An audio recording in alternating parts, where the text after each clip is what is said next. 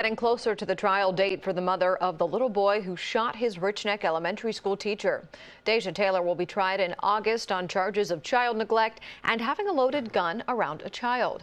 A former federal prosecutor weighs in on what to expect in that trial with 10 on your side's investigative reporter Julie Millay. Julie? Lena, court documents filed in federal court are painting a picture of what that little boy might have been exposed to before bringing a gun to school and shooting his teacher. An expert says some of those facts, though not directly related to the shooting, could come into play on the state level.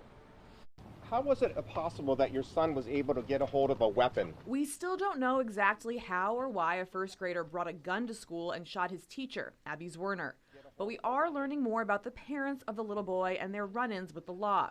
Details came out in court documents that 10 on your side got a hold of when the mother appeared in federal court on Monday on separate federal charges. The government is painting a picture of child neglect. According to court records, days after the Richneck school shooting, ATF agents found, quote, copious amounts of marijuana in Deja Taylor's trash, as well as narcotics packaging and paraphernalia in her bedroom. It's all consistent with the theme that when it comes to going to law enforcement or federal forums, which she pleaded to, she's got a streak of dishonesty here. Documents also reveal what happened when Taylor, her son, and the boy's father, Malik Ellison, were pulled over in Williamsburg 2 years ago.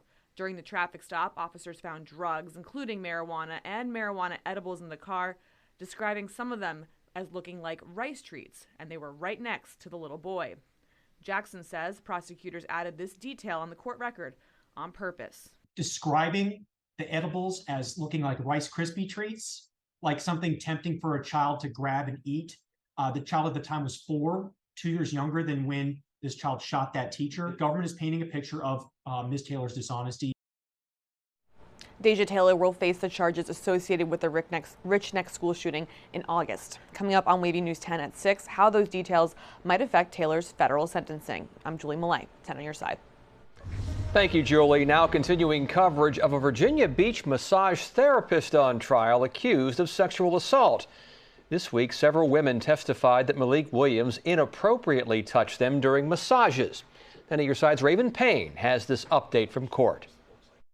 When you go into a spa for a massage, many people expect to be relaxed. However, a group of women say their experience last year was anything but. Malik Williams faces 7 alleged offenses for sexual penetration, aggravated sexual battery, and assault and battery. This all happened at Wind and Unwind Day Spa, the Now Healing Spirit Spa and Lounge in Virginia Beach.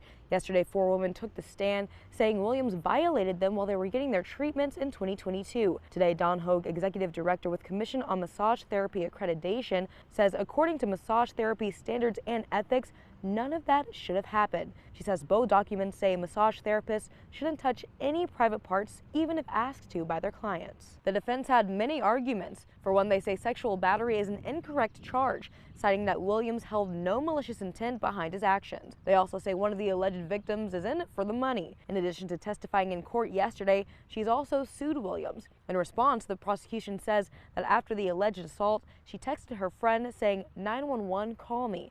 They say there's no way she would go through such a traumatizing experience, all for a payout. Coming up at 6, a possible decision from the jury. In Virginia Beach, Raven Payne, 10 on your side.